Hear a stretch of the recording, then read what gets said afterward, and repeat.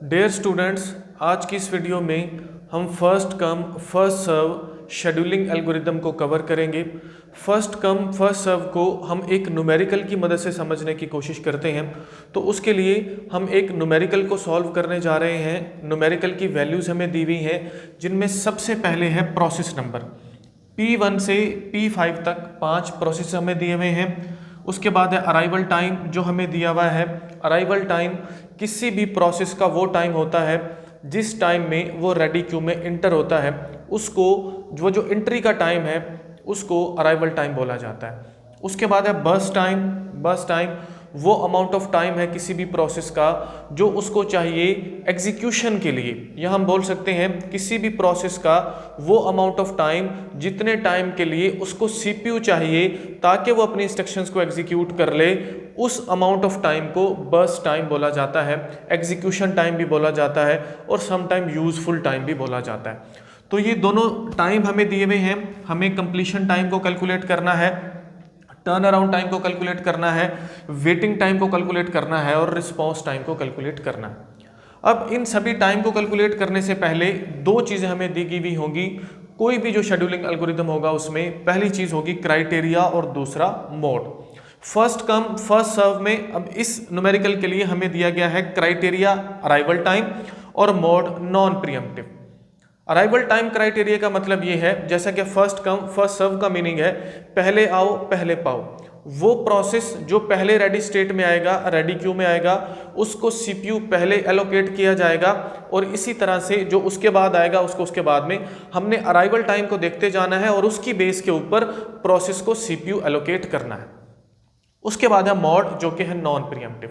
Non pre-emptive का मतलब यह है कि जब कोई प्रोसेस रेडी स्टेट से रनिंग स्टेट में गया, मतलब जब किसी प्रोसेस को सीपीयू एलोकेट कर दिया गया तो वो प्रोसेस पूरे का पूरा जो है वो एग्जीक्यूट होंगी, जितनी भी उसके अंदर इंस्ट्रक्शंस हैं, और वो कंप्लीट हो जाएगा। बीच में उस प्रोसेस को रोककर किसी और प्रोसेस को सीपीयू एलोकेट नहीं किया जाएगा। इसको हम प्रोसेस स्टेट से समझने की कोशिश करते हैं। फॉर एग्जांपल ये हमारे पास है पहली स्टेट जो कि है रेडी स्टेट, और इसी तरह से दूसरी है यहाँ पर रनिंग। रेडी स्टेट में हमारे पास तीन प्रोसेसेस हैं, P1, P2, P3। P1 को 5 मिनट चाहिए एग्जीक्यूट होने के लिए, P2 को 3 और P3 को चाहिए फॉर एग्जांपल 4। अब होगा कुछ यूं, फॉर एग्जांपल ये जो P1 है ये आएगा कहां पर, रनिंग स्टेट में, मतलब इसको सीपीयू मिल गया तो P1 पूरे का पूरा एग्जीक्यूट होगा 5 मिनट के लिए। जितनी भी इसके अंदर इंस्ट्रक्शन है, 10 है 12 है, वो सारी की सारी एग्जीक्यूट होंगी और ये कंप्लीट हो जाएगा। फिर बारी आएगी अगले प्रोसेस की, वो P2 है P3 है जो भी है, वो आएगा, उसको सीपीयू जब मिलेगा तो उसकी जो इंस्ट्रक्शंस हैं वो सारी की सारी एग्जीक्यूट होंगी। ऐसा नहीं होगा कि अभी P1 2 मिनट के लिए चला, 3 मिनट के लिए चला, उसकी कुछ इंस्ट्रक्शंस रन हुई तो उसको प्रीएम्प्ट कर दिया वापस रेडी क्यू में और बारी आ गई अगले प्रोसेस की। ऐसा नहीं होगा, क्योंकि ये जो है ये है प्रीएम्प्टिव का केस, और जो हम यहां पर कर रहे हैं ये है नॉन प्रीएम्प्टिव, जिसमें एक प्रोसेस ने आना है और पूरे के पूरे प्रोसेस ने एग्जीक्यूट होके कंप्लीट होना है। अब इस न्यूमेरिकल को सॉल्व करते हैं। सॉल्व करने के लिए यहाँ पर मैंने एक गैंट चार्ट ड्रॉ किया हुआ है। गैंट चार्ट को अगर हम बिल्कुल एक्यूरेटली यूज़ करें तो हम 100% जो है हमारा जो न्यूमेरिकल है वो सॉल्व हो जाता है। तकरीबन 90% काम तो ये गैंट चार्ट ही कर देता है। तो इसकी हेल्प से हम न्यूमेरिकल को सॉल्व करेंगे। और फर्दर अगर आपने अभी तक चैनल को सब्सक्राइब नहीं किया हुआ तो चैनल को सब्सक्राइब ज़रूर कर लीजिए, वीडियो को लाइक और शेयर ज़रूर कीजिएगा। बढ़ते हैं आगे। कंप्लीशन टाइम को कैलकुलेट करने के लिए हम गैंट चार्ट को यूज़ करते हैं। तो सबसे पहले ये जो गैंट चार्ट है ये स्टार्ट होता है कहाँ से, 0 से। अब यहाँ पर हमारे पास टाइम होगा तो 0 टाइम के ऊपर अब एक और चीज़ जो आपने माइंड में रखनी है कि यहाँ पर ये जो टाइम दिया गया है 0, 2, 1, 5, ये कोई भी यूनिट ऑफ टाइम हो सकता है जो सीपीयू यूज कर रहा है। वो नैनो सेकंड, मिली सेकंड, सेकंड, मिनट, कुछ भी हो सकता है। हमने यहां पर इस पूरे न्यूमेरिकल को सॉल्व करने के लिए इस यूनिट ऑफ टाइम को मिनट कंज्यूम किया हुआ है ताकि हम इसको इजीली जो है वो सॉल्व कर सकें। ये कोई भी टाइम हो सकता है। बेसिकली हम ये समझना चाह रहे हैं कि फर्स्ट कम फर्स्ट सर्व काम कैसे करता है। तो हम यहाँ पर इसको मिनट मानकर चल रहे हैं। तो सबसे पहले 0 टाइम पर हमने देखना है कि पांचों प्रोसेसेस में से कौन सा प्रोसेस अराइव हुआ। जो अराइव हुआ उसको उठाओ, उसको सीपीयू को दे दो। तो यहाँ पर 0 मिनट पर एक ही प्रोसेस अराइव हो चुका है जो कि है प्रोसेस नंबर 1। तो प्रोसेस नंबर 1 को उठाया, इसको दे दिया CPU को कि इसको इसके जो बर्स्ट टाइम है वो सारे का सारा इसका चलना है। तो इसको कितने मिनट के लिए चलाओ? 2 मिनट के लिए। तो 2 मिनट के लिए ये प्रोसेस 1 चला और ये एग्जीक्यूट हो गया, कंप्लीट हो गया। अब दूसरे मिनट पर हमको चेक करना है कौन कौन से प्रोसेसेस आए। तो यहां पर 1 मिनट जब हो रहा था तब प्रोसेस नंबर 2 अराइव हो चुका था रेडी क्यू में। अब क्योंकि दूसरे मिनट तक एक ही प्रोसेस आया जो कि है प्रोसेस नंबर 2, तो यहां पर हमने प्रोसेस नंबर 2 को उठाया और उसको दे दिया CPU को कि इसको 2 मिनट के लिए चलाओ, क्योंकि इसका बर्स्ट टाइम कितना है? 2 मिनट। जितना बर्स्ट टाइम होगा वो पूरा टाइम वो चलेगा। 2 और 2 कितने हो गए जी? 4 मिनट। अब चौथे मिनट पर हमको चेक करना है कि चौथे मिनट पर कौन कौन से प्रोसेस अराइव हो गए। तो चौथे मिनट पर अभी तक कोई भी प्रोसेस अराइव नहीं हुआ, ठीक है जी। अब P3 को आना है 5वें मिनट पर, इस दी हुई वैल्यूज के मुताबिक। प्रोसेस नंबर 4 को आना है 7वें मिनट पर और प्रोसेस नंबर 4 जो है ये अराइव होगा 8वें मिनट पर। तो चौथे से 5वें मिनट तक कोई भी प्रोसेस CPU के पास नहीं है, तो क्या होगा? CPU आइडल होगा। तो क्या करते हैं जी, 1 मिनट के लिए हमारा जो CPU था वो आइडल रहा, उसने कोई भी वो यूज नहीं हो रहा, उसकी यूटिलाइजेशन 0 है। अब 5वें मिनट पर प्रोसेस नंबर 3 अराइव हो चुका है। प्रोसेस नंबर 3 को हमने उठाया, प्रोसेस नंबर 3 को CPU को दे दिया कि इसको 3 मिनट के लिए चलाओ, क्योंकि इसका बर्स्ट टाइम कितना है? 3 मिनट। 5 और 3 कितने हो गए जी? 8। और ये भी एग्जीक्यूट हो चुका है, कंप्लीट हो चुका है। अब 8वें मिनट पर कौन कौन से प्रोसेसेस आ गए? प्रोसेस नंबर 4 और प्रोसेस नंबर 5 बचे हैं। प्रोसेस नंबर 4 आया है 7 मिनट पर, प्रोसेस नंबर 5 आया है 8वें मिनट पर। तो पहले कौन सा प्रोसेस अराइव हुआ? Process number 4। तो प्रोसेस नंबर 4 को हमने उठाना है, इसको दे देना है CPU को कि इसको 4 मिनट के लिए चलाओ, क्योंकि इसका बर्स्ट टाइम कितना है? 4 मिनट। तो अब यहां पर 8 और 4 कितने हो गए? 12। ठीक हो गया जी। और प्रोसेस नंबर 4 जो है ये भी कंप्लीट हो चुका है। एक ही प्रोसेस हमारे पास बच गया, प्रोसेस नंबर 5। प्रोसेस नंबर 5 को उठाया, इसको दे दिया CPU को कि इसको 3 मिनट के लिए चलाओ, क्योंकि इसका बर्स्ट टाइम कितना है? 3। 12 और 3 कितने हो गए जी? 15। और प्रोसेस नंबर 5 भी कंप्लीट हो गया, इसकी सारी एग्जीक्यूशन जो है वो कंप्लीट हो गई। अब 15 मिनट पर सारे के सारे प्रोसेसेस जो हैं वो एग्जीक्यूट हो चुके हैं। सम टाइम ये भी क्वेश्चन किया जाता है कि वो टाइम बताइए जिस टाइम पर सभी प्रोसेस एग्जीक्यूट हुए। तो आपने याद रखना है कि यहाँ पर गैंट चार्ट के एंड पर जो टाइम होता है वो उसके कंप्लीशन, जिसके ऊपर सभी प्रोसेस कंप्लीट हो जाते हैं, वो यहाँ से हम उसको देख सकते हैं। अब हमें कंप्लीशन टाइम को जो है वो कैलकुलेट करना है। कंप्लीशन टाइम हम गैंट चार्ट से देखते जाएंगे। होगा कुछ यूं कि हर प्रोसेस को हमने लेफ्ट साइड पर देखना है, उसका जो लास्ट टाइम जो आएगा उसके एंड पर हमने लेफ्ट साइड को देखेंगे तो उसका कंप्लीशन टाइम हमें मिल जाएगा। तो प्रोसेस नंबर 1 को हम यहाँ से स्टार्ट करते हैं, यहाँ पर आया।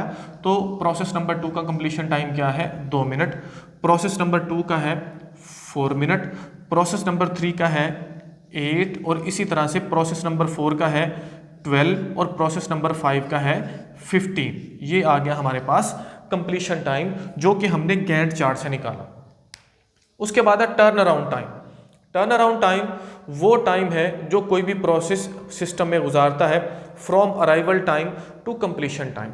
इसका सिंपल सा फार्मूला है जो प्रीवियस लेक्चर में हम देख चुके हैं, वो है अगर हम कंप्लीशन टाइम में से माइनस करें अराइवल टाइम को तो हमारे पास क्या आएगा? Turn around time. Completion time हमारे पास है, अराइवल टाइम हमारे पास है, हमें सिंपल इनको माइनस करना है। 2 - 0 तो turn around time for process number 1 is 2। 4 - 1 turn around time for process number 2 is 3। 8 - 5 turn around time 5। 12 हमारा यहाँ पर आएगा 3। 8 - 5 यहाँ पर आया कितना? 3। इसी तरह से 12 - 7 तो टर्न अराउंड टाइम आया 5। 15 - 8 तो यहाँ पर हमारे पास आ गया 7 टर्न अराउंड टाइम। दोबारा से देख लेते हैं। 2 - 0 2, 4 में से 1 गया 3, 8 में से 5 गया 3, 12 में से 7 गए 5, 15 में से 8 गए 7। तो ये है जी हमारे पास टर्न अराउंड टाइम। उसके बाद है वेटिंग टाइम। वेटिंग टाइम वो हमारे पास टाइम होता है किसी भी प्रोसेस का जो वो किसी सिस्टम में गुजारता है सिवाय उसके यूजफुल टाइम के, या जिसको उसका बर्स्ट टाइम हम बोलते हैं। तो हमने क्या करना है, टर्न अराउंड टाइम में से माइनस करना है बस टाइम को, तो हमारे पास वेटिंग टाइम कैलकुलेट होकर आ जाएगा। करना क्या है, टर्न अराउंड टाइम जो हमने कैलकुलेट कर लिया है, इसमें से हमको माइनस करना है किसको, बस टाइम को, जो कि है बस टाइम या एग्जीक्यूशन टाइम। तो हमें क्या मिलेगा, वेटिंग टाइम जो है वो कैलकुलेट होकर मिल जाएगा। कर लेते हैं जी। 2 - 2 waiting time 0, 3 - 2 waiting time 1, 3 - 3 waiting time 0 for process number 3। अब प्रोसेस नंबर 4 को देखते हैं जी। 5 - 4 वेटिंग टाइम 1, 7 - 3 वेटिंग टाइम 4। तो वेटिंग टाइम कैलकुलेट हो गया। अब बारी आती है रिस्पॉन्स टाइम की। रिस्पॉन्स टाइम, पहली बात आप माइंड में रखिए, जहां पर भी नॉन प्रीएम्प्टिव का केस होता है वहां पर रिस्पॉन्स टाइम की जरूरत नहीं होती। उसकी वजह यह है कि वेटिंग टाइम और रिस्पॉन्स टाइम वहां पर सेम होगा नॉन प्रीएम्प्टिव के केस में। प्रीएम्प्टिव के केस में हमें रिस्पॉन्स टाइम को कैलकुलेट करना होता है, लेकिन हम रिस्पॉन्स टाइम को कैलकुलेट कर रहे हैं। अच्छा, होगा कुछ यूं, रिस्पॉन्स टाइम का फार्मूला ये है कि वो टाइम जिस टाइम पर फर्स्ट टाइम सीपीयू मिलता है किसी भी प्रोसेस को, उसमें से हमें माइनस करना होता है अराइवल टाइम को। तो फर्स्ट टाइम सीपीयू जो मिला था वो हमें पता चलेगा गैंट चार्ट से। हमें राइट साइड से देखना है हर प्रोसेस का, ठीक है जी। प्रोसेस नंबर 1 को फर्स्ट टाइम सीपीयू कब मिला, 0 मिनट पर, 0 - 0 रिस्पॉन्स टाइम 0। प्रोसेस नंबर 2 को मिला दूसरे मिनट पर, 2 - 1 रिस्पॉन्स टाइम 1। प्रोसेस नंबर 3 5वें मिनट पर इसको सीपीयू मिल रहा है फर्स्ट टाइम, 5 - 5 तो रिस्पॉन्स टाइम कितना आ गया जी, 0। अब प्रोसेस नंबर 4 को मिल रहा है जी 8वें मिनट पर, 8 - 7 तो इसका आंसर क्या आया जी, 1, रिस्पॉन्स टाइम 1। प्रोसेस नंबर 5 को मिला है 12 मिनट पर, और इसका जो इसका अराइवल टाइम है 8, 12 में से 8 गए, पीछे कितना बच गया जी हमारे पास, 4 बच गया। ओके हो गया जी। अब हमने यहाँ पर ये जितने भी हैं सभी वेटिंग टाइम, रिस्पॉन्स टाइम, ये सारी हमने कैलकुलेट कर ली हैं। देखिए वेटिंग टाइम और रिस्पॉन्स टाइम बिल्कुल सेम आया।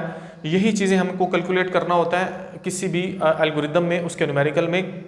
हाँ, ये पूछा जा सकता है कि एवरेज टर्न अराउंड टाइम बताइए, एवरेज वेटिंग टाइम बताइए और एवरेज रिस्पॉन्स टाइम बताइए।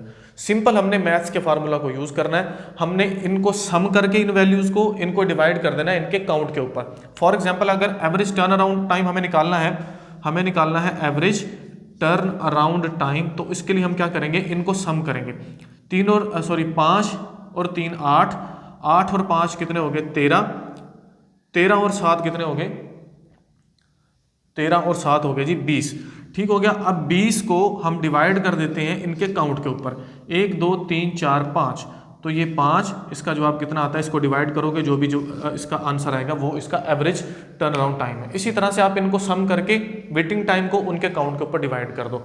इनको सम करके इनके वेटिंग टाइम जो रिस्पॉन्स टाइम हमें टोटल मिलता है उसको उसके काउंट के ऊपर डिवाइड कर दो, या जितने नंबर ऑफ प्रोसेसेस हमारे पास हैं उसके ऊपर हमने डिवाइड करना है। तो ये कॉन्सेप्ट है first come first serve scheduling algorithm का, जो सबसे पहला शेड्यूलिंग एल्गोरिदम है और सबसे इजी और बेसिक शेड्यूलिंग एल्गोरिदम है। नेक्स्ट लेक्चर्स में हम नेक्स्ट एल्गोरिदम्स को कवर करेंगे, उनके न्यूमेरिकल को सॉल्व करेंगे। वीडियो अगर आपके लिए हेल्पफुल है तो इसको लाइक और शेयर ज़रूर कीजिए, चैनल को सब्सक्राइब ज़रूर कीजिए। मिलते हैं नेक्स्ट लेक्चर में। Thank you so much.